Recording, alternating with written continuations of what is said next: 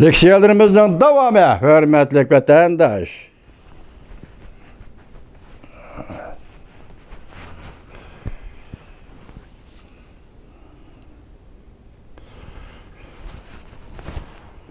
Bugün çizlağa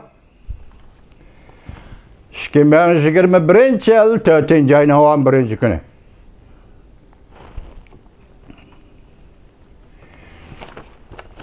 Endeki leksiyemiz mındak vatandaşım. 4. ay, 3. ayının 25. günü Cumhuriyet Tashqi ishlar Ministerligining ministri Wang Yotir Sharqqa ziyoratga yurish qildi. 25. günü de Türkiye'ye yetib keldi.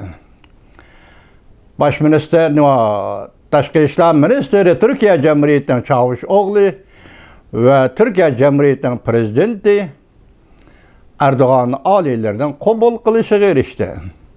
Şunundan keyin Türkiye Cumhuriyeti münasebetinde özgürüş payda oldu. Yani iki devlet o'rtasida azgını sürkülüş payda oldu deyli. Bugün şununla münasebet keldi ushbu maqola yetib ketdim ve vatandaşlarga yetkazishni niyat qildim. Mavzumundaq yeshiting. Bu yeshiting degan Jungoda Dovi Torbetining maxsus bet yazgısı, yani maxsus ton yazgısı. Türkiye, Şinjan meselesi de, Uyg'uriston meselesi de Jungoga qiyinchilik keltirdi ve bunun haqiqiy salmıqı. Mavzuli xabar 4. ayının 11. günü Dovi Torbetida e'lon qilindi. Xabar bunday boshlanadi. Yaqindan beri Türkiye'de 2 nafar o'qituvchi partiya siyosiy yo'lları qo'zg'agan Uyg'uristonda yuz bergan zo'ravonlikni xotirlash to'lqini dal hozir Jungo Türkiye iki davlatning diplomatiya qatlamida davomli reaksiya paydo qilyapti.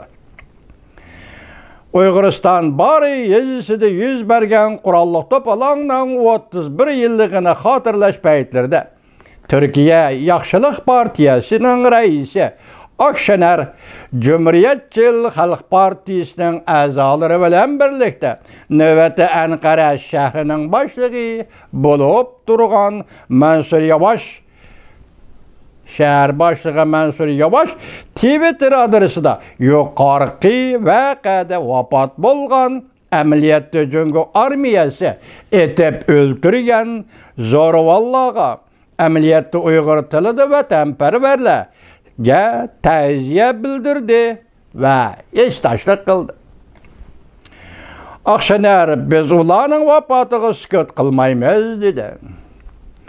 Ankara shahar boshlig'i Mansur Yavaş biz shu vaqtki voqeaning ochiq azoblarini bugun mis qilyapmiz dedi.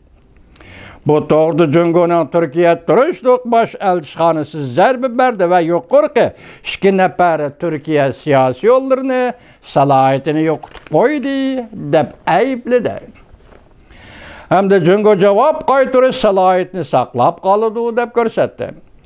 Berilgan bu qattiq javob Türkiye'de tordoshlarning g'azabini o'rlatdi. Bo'libmi, Türkiye'de Twitterga to'g'ri chiqadigan tordoshlarning g'azabini o'rlatdi. Türkiye, belki Türkiye Tashqi ishlar Ministerligi xalqaroning besimi ostida Jungoning Türkiye'de turishliq bosh elchisi Liu Shao'ni chaqirtib ko'rishib qattiq ko'ngil bo'ladiganligini bildirdi. Bu to'g'rida Beijing taraf qilchi bosh kelmadi. Tashqi ishlar Ministerligining bayonotchisi Jolijan Jungoning Türkiye'de turishliq bosh elchisining munosabatlik javobi muvofiq, normal ayblashga bo'lmaydi dedi. Jungoning Tashqi ishlar vaziri Wang Yi O'tir Sharq ziyoratida xushal-xuram va natijalarga erishib qaytgan bir paytda Jungoga qaytgan bir paytda Jungo Türkiye o'rtasida Uyg'uriston masalasini davr qilgan holda bu darajada diplomatik to'lqinning qo'zg'alishi toza kishilarning kutgan yeridan chiqmadi. Lekin emdili yo'lga chiqqan Türkiye Jungo munosabati mushu ish sababidan tozup ketmesligi kerak edi. Növbəti işki cəhət asas cəhətdə muqimlaşqan Prezident Erdoğan dairələri orunlaşıb durğan və sistemlik pişib yetilgən Cungo bilan həmkarlaşış strategiyasını yolğa qoyuş makanı hazırlandı.